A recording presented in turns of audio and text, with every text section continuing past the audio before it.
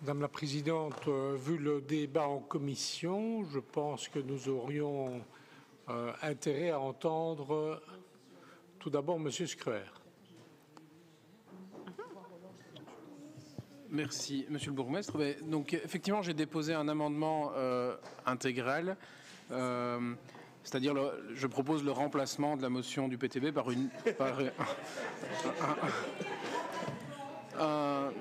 un autre texte. Mais non. Alors, j'aimerais dire d'abord que voilà, j'ai trouvé que la façon dont le débat a été amené la dernière fois était un peu problématique, y compris l'invective sur les réseaux sociaux du fait de refuser l'urgence, etc. Alors que, bref, j'aimerais néanmoins me focaliser ici sur l'aspect constructif et positif de la situation. Il y a des propositions, il y a une volonté de faire entendre la nécessité urgente de solutions.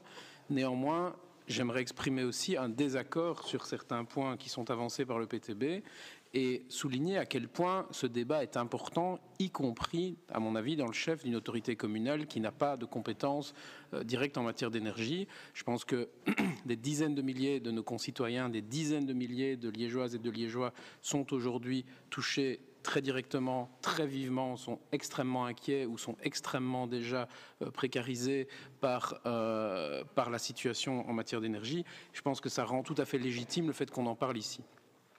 Cependant, il s'agit, face à cette situation de la crise énergétique, de faire une bonne analyse des causes du problème dans lequel on se trouve pour y apporter les bonnes réponses. Le PTB nous propose deux choses. Un blocage des prix comme en France et une taxation des surprofits. C'est les deux mesures qui sont mises en avant. J'aimerais exprimer ici un désaccord avec ces deux mesures. Le blocage des prix comme en France, c'est un blocage des prix financé par l'endettement des pouvoirs publics, plus de 500 milliards d'endettement supplémentaires pour la France. Alors que nous savons que nous sommes dans une situation où nous avons besoin d'investir massivement parce que le problème n'est malheureusement pas un problème de court terme.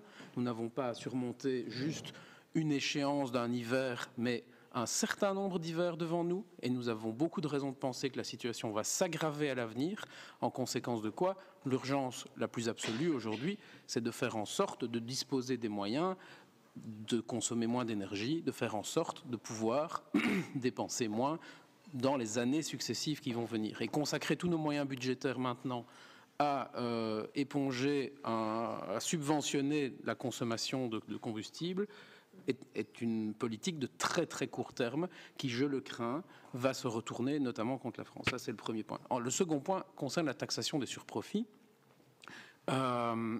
Cette taxation, en tout cas telle qu'elle est envisagée aujourd'hui, et beaucoup de choses font que c'est difficile de l'envisager autrement, est une taxation qui revient grosso modo à prendre un quart de ces surprofits. Et donc, je ne sais pas, moi, si je demande à Raoul Debeau de me prêter 40 €, puis que je lui en rends 10,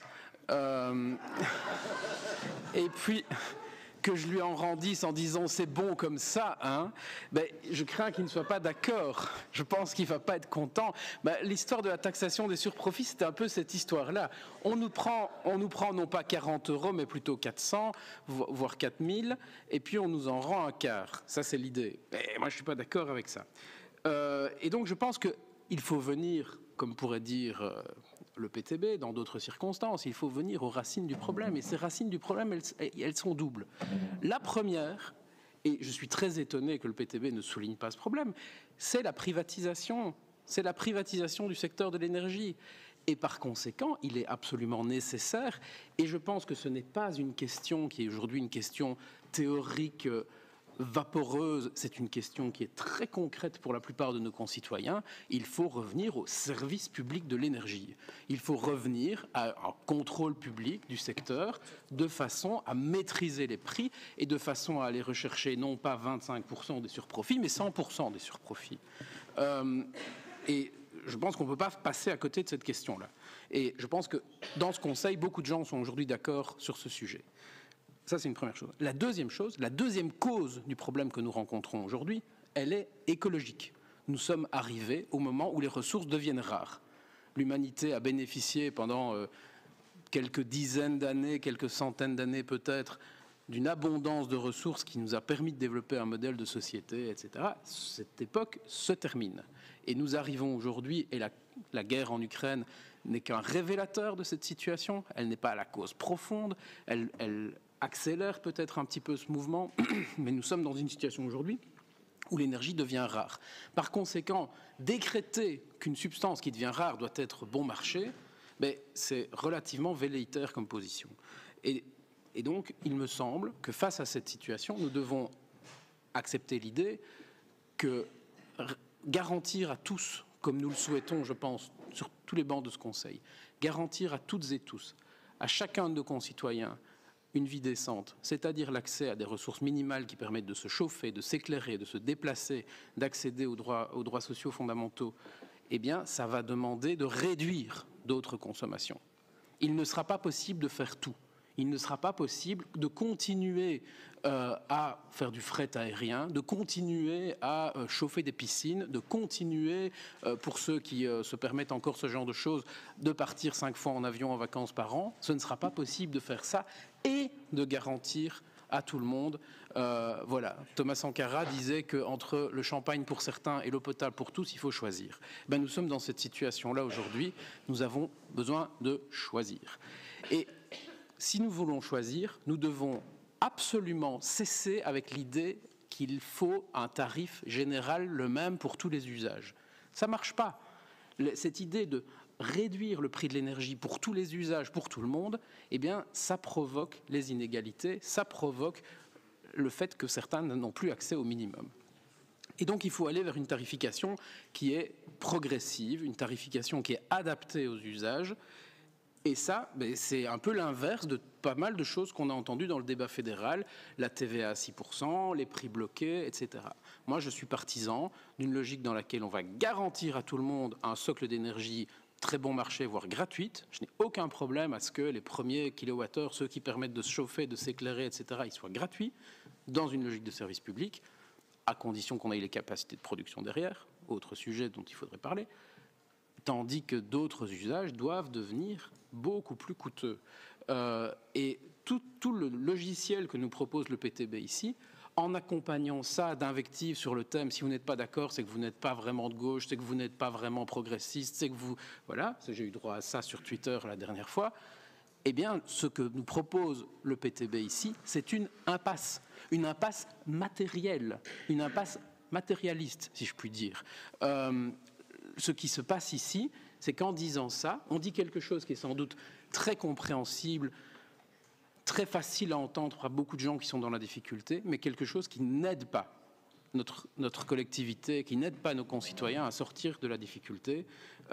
Et par conséquent, je ne suis pas d'accord. Et par conséquent, je propose une alternative avec cette contre-motion, cet amendement intégral, dont vous aurez lu le texte, et qui se conclut sur 4 propositions. La première, mettre l'ensemble du secteur énergétique belge et européen sous contrôle public. La formulation est volontairement générique. Contrôle public, ça peut vouloir dire beaucoup de choses. Ça peut vouloir dire des régies communales de l'énergie, ça peut vouloir dire un grand service public national, ça peut vouloir dire des logiques européennes, ça peut vouloir dire une mise sous tutelle de producteurs privés, ça peut vouloir dire pas mal de choses. Mais il faut affronter cette question-là, et nous sommes aujourd'hui dans une situation de crise que j'oserais comparer à celle de 1944, lorsque nos glorieux prédécesseurs ont nationalisé l'énergie, lorsqu'ils ont créé la sécurité sociale. C'était quelque chose qui était impensable 5 ans plus tôt. Impensable. Ça ne faisait pas partie du logiciel. Aujourd'hui, nous sommes à ce moment-là. Nous sommes dans un de ces moments de l'histoire où il faut être capable de le dire. Et si le PTB n'est pas capable de le dire, moi je le dis, il faut mettre le secteur public, le secteur de l'énergie sous contrôle public. 1. 2. Fournir dans l'immédiat une aide d'urgence à nos concitoyens, concitoyennes, sous la forme d'une prime mensuelle accordée à chaque personne, indépendamment du type et de la quantité d'énergie consommée. Chacun a pu voir que ces chèques spécifiques sur le mazout, le gaz, les pellets, le truc, ça crée plein d'effets de bord. Ça laisse plein de gens sur le côté. Ça a énormément de problèmes. Des gens au compte par compteur et pas par personne. Ça crée des inégalités prodigieuses. Il y a le problème des logements collectifs. Je ne détaille pas ici. Ça provoque de gigantesques problèmes. Il faut revenir à une logique d'aide du citoyen. On aide tous les citoyens et on l'aide quel que soit l'usage qui est fait. Si l'usage qui est fait de cette prime, c'est d'isoler, c'est très bien aussi. On n'aide pas, on ne doit pas aider proportionnellement à la consommation. On doit aider tout le monde de la même manière. Troisième chose, aller vers une tarification progressive de l'énergie. J'ai détaillé, je n'approfondis pas. Et quatrième chose, c'est le plus important, c'est pas comme en France, investir les moyens disponibles dans la transition, c'est-à-dire l'isolation des bâtiments, en mettant une priorité très forte sur les logements qui sont occupés par des locataires, qui n'ont pas la possibilité aujourd'hui de contraindre leurs propriétaires à faire des travaux d'isolation. Il faut absolument changer ça et mettre des moyens là-dessus. Le développement du transport public. Je pense qu'il est évident que tout le monde a bien compris que la voiture électrique, ce serait pour une petite minorité privilégiée. Ça, je pense que c'est bien clair aujourd'hui. Et donc, la voiture de pétrole se termine. Si on veut que les gens se déplacent, il va falloir créer des capacités de transport public. C'est maintenant qu'on le fait. Dans 5 ans, il sera trop tard. C'est maintenant qu'on décide d'embrayer le mouvement qui va créer des capacités dans le rail, dans le transport urbain, etc. Il faut mettre de l'argent là-dessus et c'est là que c'est prioritaire. Parce que le dur, on y sera dans 5 ans. On y sera quand l'Arabie Saoudite annonce son pic de pétrole dans 5 ans. 5 ans. C'est-à-dire que ça va être 10 fois plus dur que ce qu'on connaît aujourd'hui. L'hiver d'aujourd'hui, celui dans 5 ans, il sera 10 fois plus dur. Donc c'est maintenant qu'il faut investir. Et le développement de capacités de production, je boucle la boucle, c'est évidemment le point important, c'est qu'on ne sait pas faire un service public si on ne maîtrise pas sa production, et donc il est temps d'investir dans la production et évidemment dans la recherche et le développement.